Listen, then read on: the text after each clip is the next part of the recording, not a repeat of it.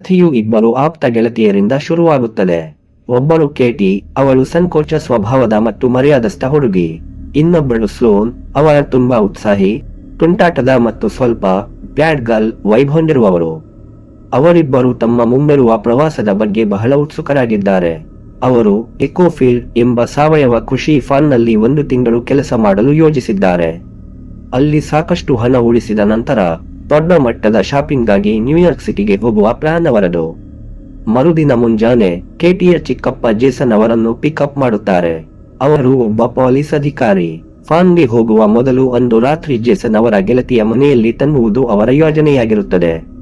ಅಲ್ಲಿಗೆ ತಲುಪಿ ಸೆಟ್ಲ್ ಆದ ನಂತರ ಸ್ಲೋನ್ಗೆ ಒಂದು ವಿಚಿತ್ರ ಆಲೋಚನೆ ಬರುತ್ತದೆ. ಪ್ರಯಾಣದ ಸಮಯದಲ್ಲಿ ನಕಲಿ ಹೆಸರುಗಳನ್ನು ಬಳಸೋಣ ಎಂದು ಅವಳು ಸಲಹೆ ನೀಡುತ್ತಾಳೆ.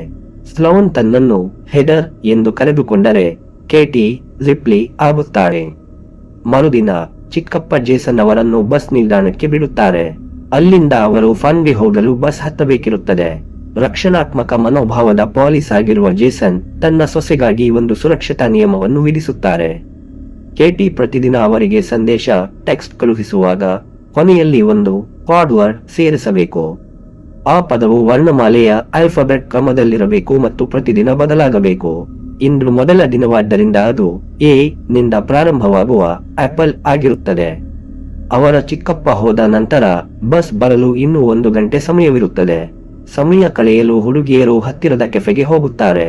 ಅವರು ಒಳಗೆ ಹೋದ ಕೂಡಲೇ ಇಬ್ಬರು ಸ್ಥಳೀಯ ಹುಡುಗರು ಅವರನ್ನು ಗಮನಿಸುತ್ತಾರೆ.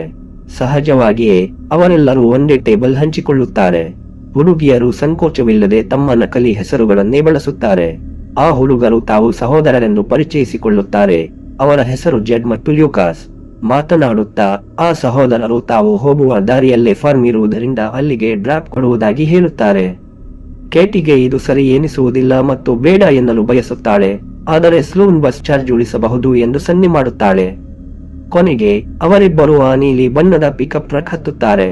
ಆದರೆ ತಕ್ಷಣವೇ ಪರಿಸ್ಥಿತಿ ಹದಗೆಡುತ್ತದೆ. ಟ್ರಕ್ ರಸ್ತೆಯಲ್ಲಿ ಅತಿ ವೇಗವಾಗಿ ನುಗ್ಗುತ್ತದೆ.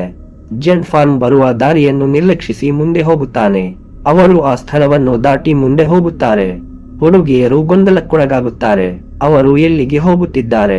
ಕೊನೆಗೆ ಟ್ರಕ್ ಒಂದು ನಿರ್ಜನವಾದ ಮನೆಯ ಮುಂದೆ ನಿಲ್ಲುತ್ತದೆ. ಅಲ್ಲಿ ಸಹೋದರರ ತಾಯಿ ಅವರನ್ನು ಸ್ವಾಗತಿಸುತ್ತಾಳೆ. ಅವಳ ನೋಟ ಅನುಮಾನಾಸ್ಪದವಾಗಿರುತ್ತದೆ. ಅವಳು ಸ್ನೇಹಪರವಾಗಿ ನಟಿಸುತ್ತಾ ಅವರನ್ನು ಚಹಾ ಕುಡಿಯಲು ಒಳಗೆ ಕರೆಯುತ್ತಾಳೆ.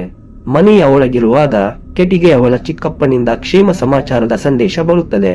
ಅವಳು ಮೊದಲೇ ಯೋಜಿಸಿದಂತೆ ಆಪಲ್ ಎಂಬ ಸುರಕ್ಷಿತ ಪದದೊಂದಿಗೆ ಪ್ರತ್ಯುತ್ತರ ನೀಡುತ್ತಾಳೆ. ಈ ಮಧ್ಯೆ ಹುಡುಗಿಯರು ಪೈ ತಿನ್ನುತ್ತಾ ಚಹಾ ಕುಡಿಯುತ್ತಾರೆ. ಅದರಲ್ಲಿ ರಹಸ್ಯವಾಗಿ ಮಾದಕ ದ್ರವ್ಯ ಬೆರೆಸಲಾಗಿರುತ್ತದೆ. ಸ್ವಲ್ಪ ಸಮಯದಲ್ಲೇ ಅವರ ದೃಷ್ಟಿ ಮಂಜಾಗುತ್ತದೆ. ಏನೋ ತಪ್ಪಾಗಿದೆ ಎಂದು ಅರಿತು ಅವರು ತಪ್ಪಿಸಿಕೊಳ್ಳಲು ಪ್ರಯತ್ನಿಸುತ್ತಾರೆ. ಆದರೆ ಮಾದಕ ದ್ರವ್ಯದ ಪ್ರಭಾವದಿಂದ ಅವರು ನಿಧಾನವಾಗುತ್ತಾರೆ. ಜೆಡ್ ಮತ್ತು ಲ್ಯೂಕಾಸ್ ಅವರನ್ನು ಸುಲಭವಾಗಿ ಹಿಡಿದು ಪ್ರಜ್ಞೆ ತಪ್ಪಿಸಿ ಮತ್ತೆ ಒಳಗೆ ಎಳೆದುಕೊಂಡು ಹೋಗುತ್ತಾರೆ. ಮರುದಿನ ಅವರು ಎಚ್ಚರಗೊಂಡಾಗ ಒಂದು ದುಸ್ವಪ್ನ ಕಾದಿರುತ್ತದೆ. ಕೇಟಿ ಮತ್ತು ಸ್ಲೋನ್ ಅವರನ್ನು ನಿರ್ಜನವಾದ ಕಾಡಿನ ಒಂದು ಭಾಗದಲ್ಲಿ ಸರಪಳಿಯಿಂದ ಬಂಧಿಸಲಾಗಿರುತ್ತದೆ. ಇದು ನಿಮ್ಮ ಹೊಸ ಮನೆ ಎಂದು ಜೆಡ್ ಕ್ರೂರವಾಗಿ ಹೇಳುತ್ತಾನೆ. ಅವನು ಅವರಿಗೆ ಹರಿದ ಬಟ್ಟೆಗಳು, ಒಂದು ಹಾಸಿಗೆ ಮತ್ತು ಒಂದು ಬಕೆಟ್ ನೀಡಿ ಅಲ್ಲಿಂದ ಹೊರಡುತ್ತಾನೆ. ನಂತರ ಬಾಸ್ ಆದ ಬೋರಿಸ್ ಅಲ್ಲಿಗೆ ಬರುತ್ತಾನೆ. ಅವನು ಕೆಟಿಯ ಫೋನ್ ಪರಿಶೀಲಿಸಿ ಅವರು ಸುಳ್ಳು ಹೆಸರುಗಳನ್ನು ಬಳಸಿರುವುದನ್ನು ಪತ್ತೆ ಹಚ್ಚುತ್ತಾನೆ. ಅವಳ ಸಂದೇಶದಲ್ಲಿದ್ದ ಪದದ ಬಗ್ಗೆ ಅವನಿಗೆ ಅನುಮಾನ ಬರುತ್ತದೆ. ಹಿಂಸಾತ್ಮಕ ವಿಚಾರಣೆಯ ನಂತರ ಆಪಲ್ ಎಂಬುದು ತನ್ನ ಪೊಲೀಸ್ ಅಧಿಕಾರಿಯಾದ ಚಿಕ್ಕಪ್ಪನಿಗೆ ನೀಡಿದ ಸುರಕ್ಷಿತ ಸಂಕೇತ ಎಂದು ಕೆಟಿ ಒಪ್ಪಿಕೊಳ್ಳುತ್ತಾಳೆ. ಆ ನಂತರ ಅವರನ್ನು ಸ್ನಾನ ಮಾಡಲು ತಾತ್ಕಾಲಿಕ ಶವರ್ ಬಳಿ ಕಳುಹಿಸಲಾಗುತ್ತದೆ. ಇದ್ದಕ್ಕಿದ್ದಂತೆ ಪಟ್ಟಣದ ಶೆರೀಫ್ ಗನ್ ಹಿಡಿದು ಅಲ್ಲಿಗೆ ಬರುತ್ತಾನೆ. ಆದರೆ ಅವನು ಅವರನ್ನು ರಕ್ಷಿಸಲು ಬಂದಿರುವುದಿಲ್ಲ. ಅವನು ಕೂಡ ಆ ಮಾನವ ತಸ್ಕರಿ ಟ್ರಾಫಿಕಿಂಗ್ ಜಾಲದ ಭಾಗವಾಗಿದ್ದು ಒಬ್ಬ ಹುಡುಗಿಯ ಮೇಲೆ ದೌರ್ಜನ್ಯ ಎಸಗಿ ತೃಪ್ತಿಯಿಂದ ಅಲ್ಲಿಂದ ಹೊರಡುತ್ತಾನೆ. ನೊಂದಿರುವ ಕೆಟಿಯನ್ನು ಸ್ಲೋನ್ ಸಮಾಧಾನ ಪಡಿಸುತ್ತಾಳೆ. ಈ ಮಧ್ಯೆ ಚಿಕ್ಕಪ್ಪ ಜೇಸನ್ಗೆ ಏನೋ ಅನಾಹುತವಾಗಿದೆ ಎಂಬ ಸುಳಿವು ಸಿಗುತ್ತದೆ. ಕೆಟಿಯ ಸಂದೇಶದಲ್ಲಿ ನಿನ್ನೆಯ ಸುರಕ್ಷಿತ ಪದವಿತ್ತು. ಇದರಿಂದ ಗಾಬರಿಗೊಂಡ ಅವನು ಫಾರ್ಮ್ಗೆ ಕರೆ ಮಾಡಿದಾಗ ಹುಡುಗಿಯರು ಅಲ್ಲಿಗೆ ತಲುಪಿಯೇ ಇಲ್ಲ ಎಂಬ ವಿಷಯ ತಿಳಿಯುತ್ತದೆ. ತನ್ನ ಸೊಸೆ ಅಪಾಯದಲ್ಲಿದ್ದಾಳೆ ಎಂದು ಅವನಿಗೆ ಅರ್ಥವಾಗುತ್ತದೆ. ಕಾಡಿನಲ್ಲಿ ಒಬ್ಬ ಹೊಸ ಗ್ರಾಹಕ ಬರುತ್ತಾನೆ. ಅವನು ತಕ್ಷಣವೇ ಸ್ಲೋನ್ ಮೇಲೆ ಕಣ್ಣು ಹಾಕಿ ಅವಳನ್ನು ಎಳೆದುಕೊಂಡು ಹೋಗುತ್ತಾನೆ. ಸ್ವಲ್ಪ ಸಮಯದ ನಂತರ ಇನ್ನೂ ಭಯಾನಕವಾದ ಒಬ್ಬ ಗ್ರಾಹಕ ಬರುತ್ತಾನೆ. ಹಂದಿಯ ಮುಖವಾಡ ಧರಿಸಿದ ವ್ಯಕ್ತಿ. ಜೆಡ್ ಮತ್ತು ಯೂಕಾಸ್ ಕೂಡ ಅವನನ್ನು ನೋಡಲು ಹೆದರುತ್ತಾರೆ. ಅವನು ಸ್ಲೂನ್ ಮತ್ತೆ ಕರೆದುಕೊಂಡು ಹೋಗುತ್ತಾನೆ. ಸ್ಲೂನ್ ಹಿಂತಿರುಗಿದಾಗ ಅವಳು ಸಂಪೂರ್ಣವಾಗಿ ಮಾನಸಿಕವಾಗಿ ಕುಸಿದು ಹೋಗಿರುತ್ತಾಳೆ. ಈ ನಡುವೆ ಜೇಸನ್ ಪೊಲೀಸ್ ಠಾಣೆಯಲ್ಲಿ ಶೆರೀಫ್ನನ್ನು ಎದುರಿಸುತ್ತಾನೆ. ಅಲ್ಲಿ ಒಂದು ಟ್ವಿಸ್ಟ್ ಬಹಿರಂಗವಾಗುತ್ತದೆ. ಜೇಸನ್ ವಾಸ್ತವವಾಗಿ ಒಬ್ಬ ಎಫ್ಬಿಐ ಏಜೆಂಟ್. ದುರದೃಷ್ಟವಶಾತ್ ಅವನು ಸುರಕ್ಷಿತ ಪದದ ವ್ಯವಸ್ಥೆಯೂ ಸೇರಿದಂತೆ ಹಲವು ವಿಷಯಗಳನ್ನು ಅರಿವಿಲ್ಲದೆ ಬಾಯಿಬಿಡುತ್ತಾನೆ. ಶರೀಫ್ ಈ ಮಾಹಿತಿಯನ್ನು ಕಿಡ್ನಾಪರ್ಗಳಿಗೆ ರವಾನಿಸುತ್ತಾನೆ. ಎಫ್ಬಿಐ ತನಿಖೆ ನಡೆಸುತ್ತಿದೆ ಎಂದು ಕೇಳಿ ಬೋರಿಸ್ ಗಾಬರಿಯಾಗುತ್ತಾನೆ. ಅವನು ಆ ಹುಡುಗಿಯರನ್ನು ಕೊಲ್ಲಲು ಆದೇಶಿಸುತ್ತಾನೆ. ಕೆಟಿ ಈ ಎಲ್ಲಾ ಮಾತುಗಳನ್ನು ಕೇಳಿಸಿಕೊಳ್ಳುತ್ತಾಳೆ. ಜೆಸನ್ ಕೆಫೆಗೆ ಮರಳಿ ಬರುತ್ತಾನೆ ಮತ್ತು ಬರಿಸ್ಟರ್ ಹುಡುಗಿಯರು ಯಾವ ನೀಲಿ ಟ್ರಕ್ ಹತ್ತಿದರು ಎಂಬ ಮಾಹಿತಿಯನ್ನು ಪಡೆಯುತ್ತಾನೆ. ಸಮಯ ಮೀರುತ್ತಿದೆ. ಇತ್ತ ಅಡವಿಯಲ್ಲಿ ಕಿಡ್ನಾಪರ್ಗಳು ಒಬ್ಬ ಕಾವಲುಗಾರನನ್ನು ಮಾತ್ರ ಹುಡುಗಿಯರ ಬಳಿ ಬಿಟ್ಟು ಹೋಗುತ್ತಾರೆ. ಕೇಟಿಯವನನ್ನು ಸೆಳೆದು ನಂತರ ಕ್ರೂರವಾಗಿ ಕೊಲ್ಲುತ್ತಾರೆ.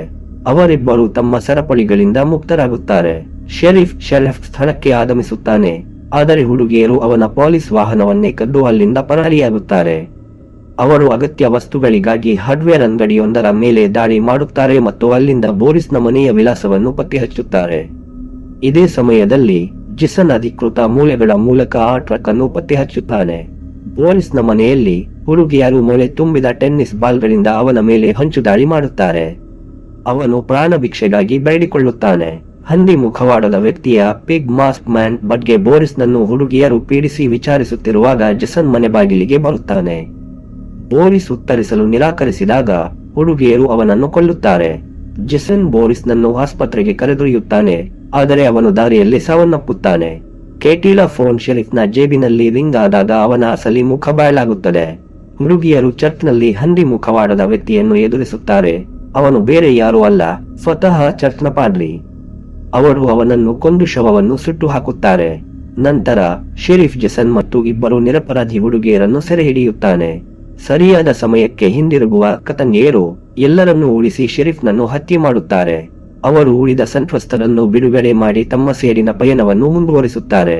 ಅವರು ಜೆಡ್ ಮತ್ತು ಲ್ಯೂಕಾಸ್ ಮನೆಗೆ ಹಿಂತಿರುಗಿ ಅವರ ತಾಯಿಗೆ ಅಮಲು ಪದಾರ್ಥ ನೀಡಿ ಇಬ್ಬರು ಪುತ್ರರನ್ನು ಕ್ರೂರವಾಗಿ ಕೊಲ್ಲುತ್ತಾರೆ. ಈ ಕೊಲೆಗಳನ್ನು ಲ್ಯೂಕಾಸ್ ಮಾಡಿದ್ದಾನೆ ಎಂದು ನಂಬುವಂತೆ ಫ್ರೇಮ್ ಮಾಡುತ್ತಾರೆ. ಅಂತಿಮವಾಗಿ ಅವರು ತಾಯಿಯನ್ನು ಕೊಲ್ಲುತ್ತಾರೆ. ಕೊನೆಯ ದೃಶ್ಯದಲ್ಲಿ ಜೇಸನ್ ಆ ಹುಡುಗಿಯರನ್ನು ವಿಮಾನ ನಿಲ್ದಾಣದಲ್ಲಿ ಬಿಡುತ್ತಾನೆ. ಇಷ್ಟೆಲ್ಲ ರಕ್ತಪಾತ ನಡೆದರೂ ಅವರು ಏನೂ ನಡೆಯದಂತೆ ವರ್ತಿಸುತ್ತಾರೆ.